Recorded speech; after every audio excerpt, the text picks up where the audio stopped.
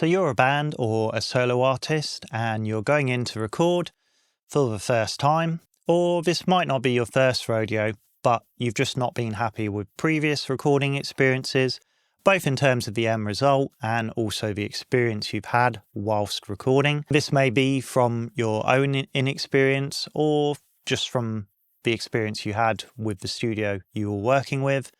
It just wasn't a very good studio or whatever it might be. It could be a combination of these reasons. And I think there are things you can do in preparation when you're thinking about recording to avoid some of these pitfalls. And the experience I've gained over the years as an engineer, producer, recording different artists and bands, I've learned a lot along the way as to what you can do to sort of help minimize any potential issues when you start recording.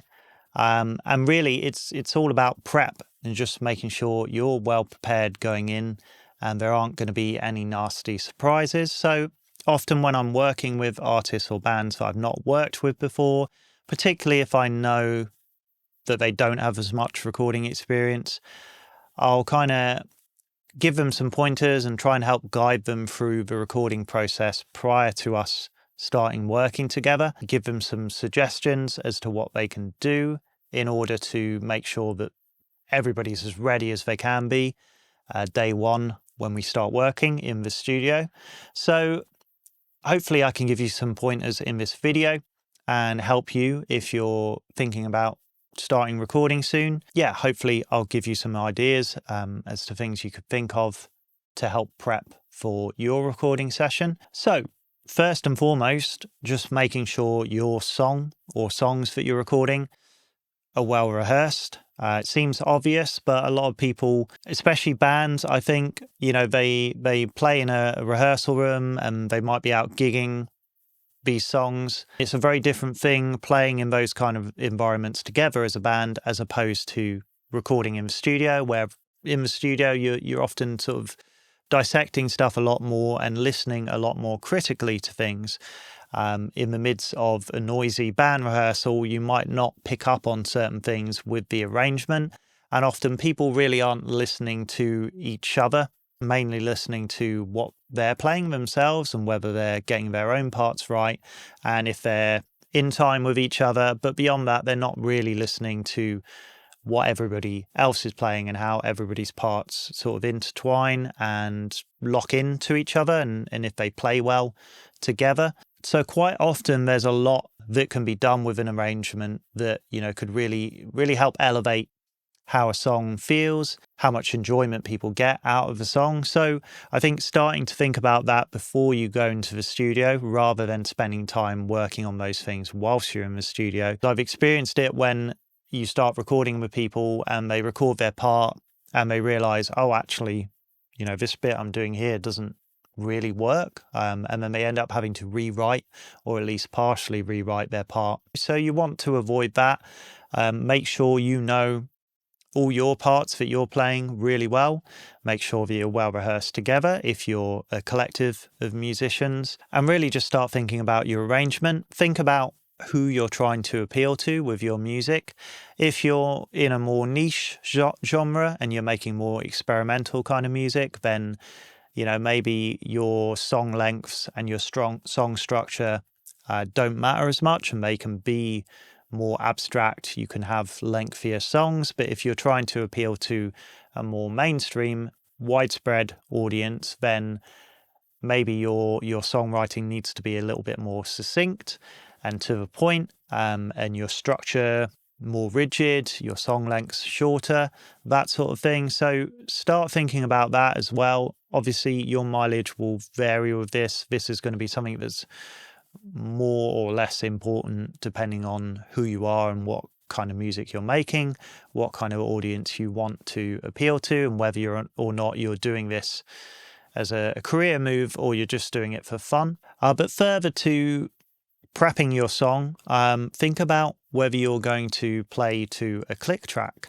I'd say for 90% of modern music, you're generally going to be recording to a click track in the studio. So if you've never played to a click track before, you need to start rehearsing now. So start practicing at home and just get used to working to a certain tempo and time signature, and understanding those things going in, what time signature your song is in and what tempo. The engineer you're working with is going to need those things.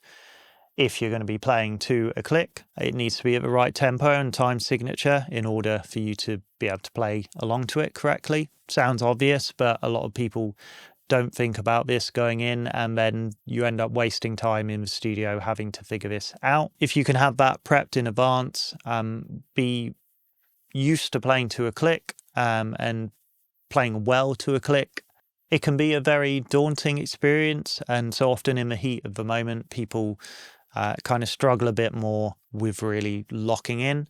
So yeah, just make sure you're as prepared as you can possibly be, as well as your song's arrangement and knowing your parts well. Also think about the tonality of your arrangement. So thinking about guitar tones, for example, what kind of amps you want to be playing through, what kind of pedals you want to be playing through, how those tonal choices might change throughout the song. If you're going to be bringing your own equipment or relying on the studio's equipment, that's going to kind of dictate what sort of sounds you're going to be able to get.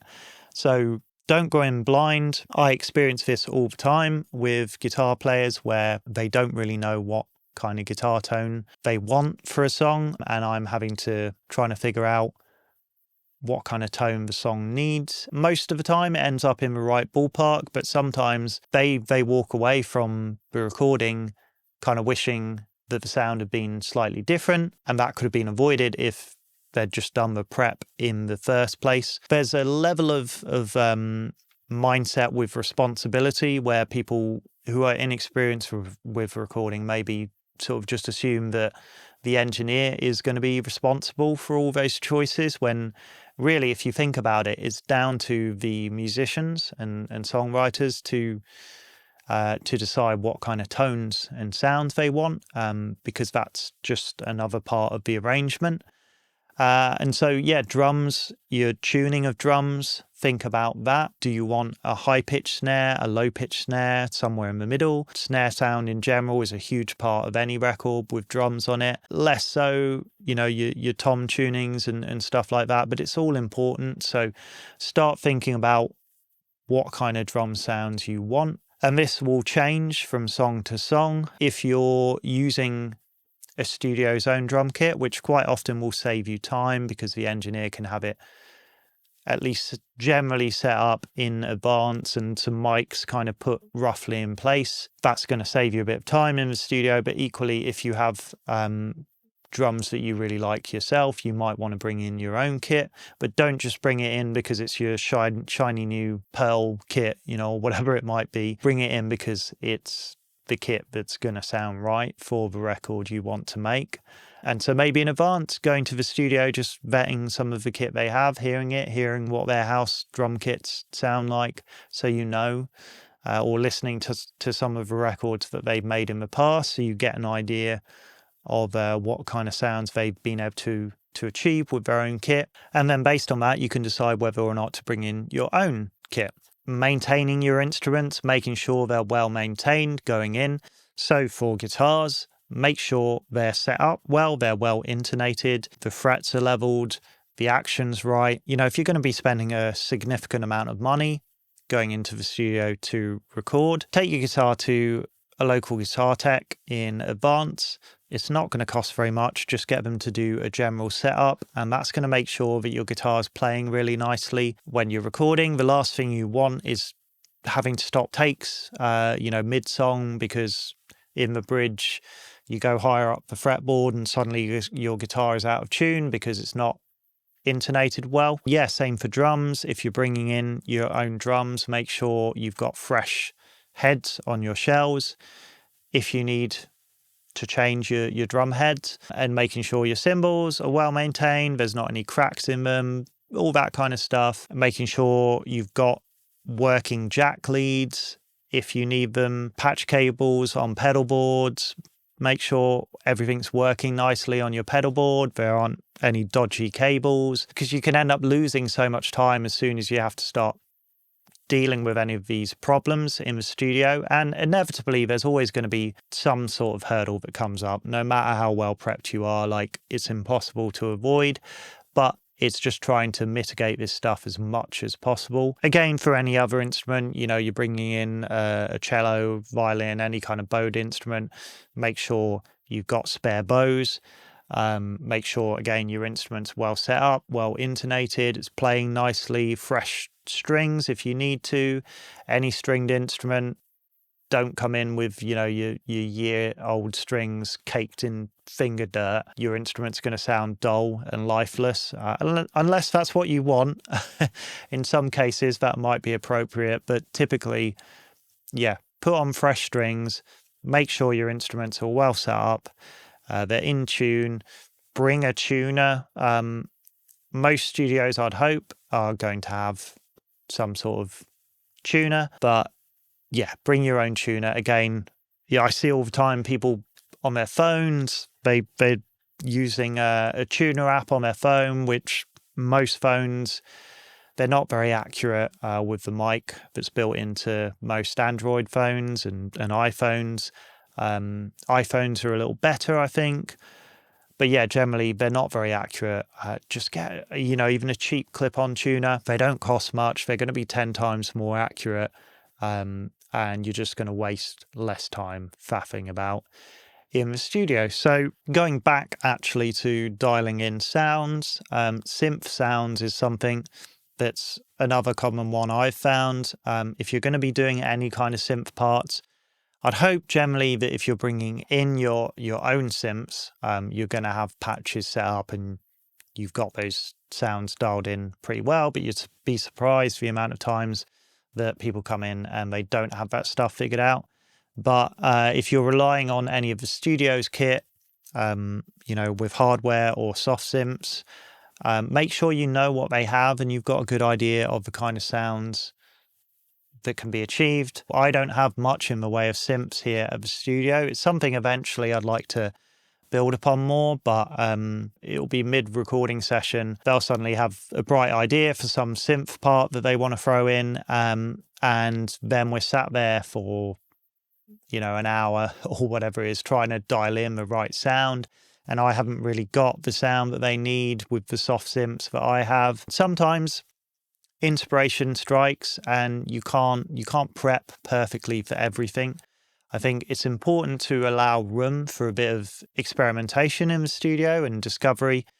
It's an important thing and it's part of the creative process and part of what can make a recording session fun and exciting, because when you go into record, you're listening to things from a different perspective. As you're hearing stuff that you've recorded played back, you're hearing it from a listener's perspective, which you normally don't get to hear it from, when you're actually performing the music yourself. So you hear stuff in a different way, and sometimes because of that, you start hearing things that you hadn't heard before that you could add to an arrangement. So it is important to factor in a level of experimentation and allow yourself time in the recording process for that, because most of the time people don't. I've lost count of the amount of times I've had discussions with bands where they go, we can record a whole album in a day. We can get this song done in 2 takes and this one done in 5, and the song's 4.5 minutes long, so it's going to take this amount of time to do that many takes. And they're literally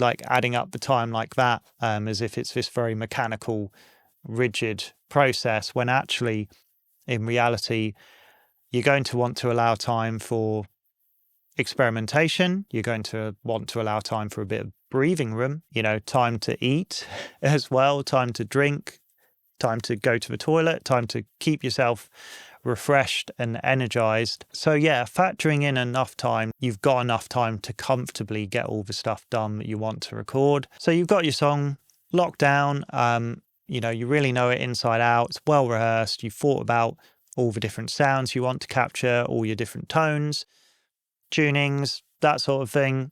Now you're ready to pick the studio that you want to work with. I think first and foremost, picking the right engineer is the most important thing. So this is another mistake that people make.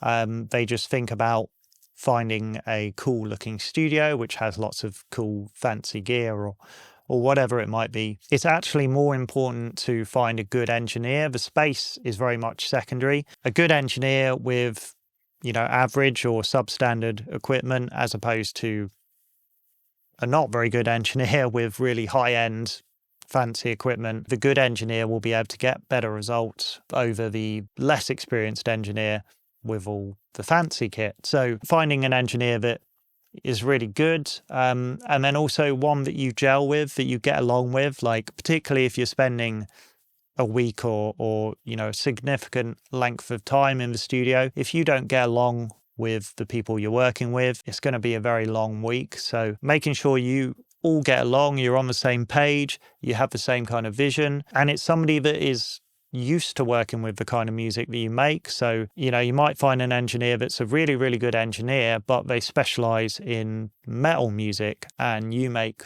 folk music. So maybe you're not the best match. It's not always going to be a hard and fast rule like that. A metal engineer also might be very good at recording other kinds of music, but typically, like for myself, there are certain genres that I don't tend to work with. It's not really the kind of thing that I gel with and I don't have the experience with. So finding an engineer who's experienced with the kind of music that you make is really important, and somebody you get along with. The space is really secondary to all of that. That said, finding a space, if you want to make a really sort of organic, roomy sounding record, then you're going to want to be recording probably in a larger live room with a more natural reverberance and ambience, as opposed to a smaller, like really dead and tight and controlled sounding space. Have that in mind. I would say that, like for myself, my studio, it's a little project studio. It is what it is. I have a very small live room. I kind of have to just make do with what I've got. So typically it is quite a dead, dry sound in my studio, but there's stuff I can do to simulate, more roominess, and simulate having a larger space with lots of room mics set up or whatever. I wouldn't rule out a studio just because of those things, but keep that in mind. Think about the kind of space, and more importantly, is it the right kind of vibe? If you're somebody that likes a really kind of cozy, old-timey sort of environment, is it going to be the right space for you? The more modern, like LED lights everywhere, that kind of studio, is that going to be the right sort of space for you? So thinking about the vibe, because if it's going to be somewhere where you feel more creative and more at home, that's going to serve you better. I'd say the gear isn't a hugely important thing, because it's more important having a good sounding space and then people who know how to utilize the space and equipment well. Having a studio that does have, if there's particular guitar amps, or if you're recording some piano, finding a studio that has a really nice sounding piano that's the right kind of sound for what you're trying to do. Finding a studio that ticks the boxes with the kind of requirements of what sort of stuff you want. Also, if you're a band that,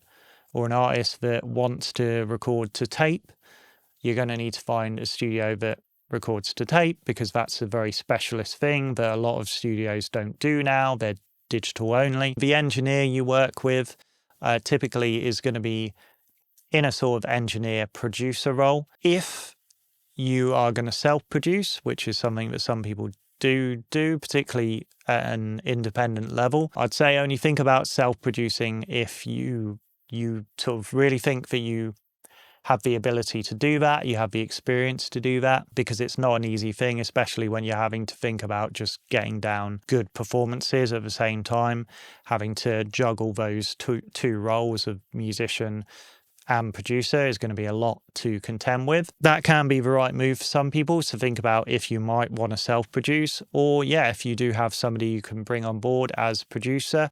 And then the engineer is going to be less important in terms of their creative output. They're more just someone there to set up mics accordingly and hit record. So as long as they're technically proficient, then you're good. And lastly, give yourself time. Don't try to rush out a record. A lot of people make this mistake before they even set foot in the studio. They're thinking about release dates, even making announcements for things. Get the record done, get it recorded, get it mixed, get it mastered, and then sit on it for a while. Give yourself some breathing room, allow yourself time to gain a fresh perspective on the record you've made, because it can be difficult when you've spent however long you've spent in the studio and then all that time listening to all the mixes, initial drafts, mix revisions, and then your masters. By the time you've gone through that whole process, quite often you lose a lot of perspective on the song that you've made. So giving yourself some breathing room, some time away from that music and that process, then when you come back to it, you're listening to it with fresh ears, a fresh perspective, and you can be a bit more kind of balanced and level-headed in terms of, your opinion and how you feel about the music that you've made. So yeah, that's really important. Don't rush out a release. Get the whole process done, give yourself some breathing room, and then start thinking about your release schedule. It's such a common mistake that I see all the time, and it's understandable because people are eager to get stuff out. It's exciting, the recording process, and making music is exciting, and people just want to get stuff out for the world to hear it. But trust me, if you wait a year to get a record out, but because you've waited that long and you've really taken your time with it and you've made an amazing sounding record, as opposed to rushing out a song in a month, just because you were desperate to get it out. But then because of that, you miss certain things in the recording process. You didn't get quite the right takes on the vocals or whatever it is. There were some tweaks with the mix that could have been made. Take your time with it. Don't take too long, because I've definitely seen the opposite of that, where people then get stuck in sort of an endless loop of constantly trying to make everything perfect and over-analysing their music and sitting on it for far too long. There's a balance there. There's a middle ground. But yeah, ultimately, don't rush the process. So I hope that's been useful and given you some pointers before you go into the studio. Give the video a like if you enjoyed it. Subscribe to the channel if you're new here. I'd really appreciate that. It helps me out, helps the channel grow. And I'll see you again in the next one.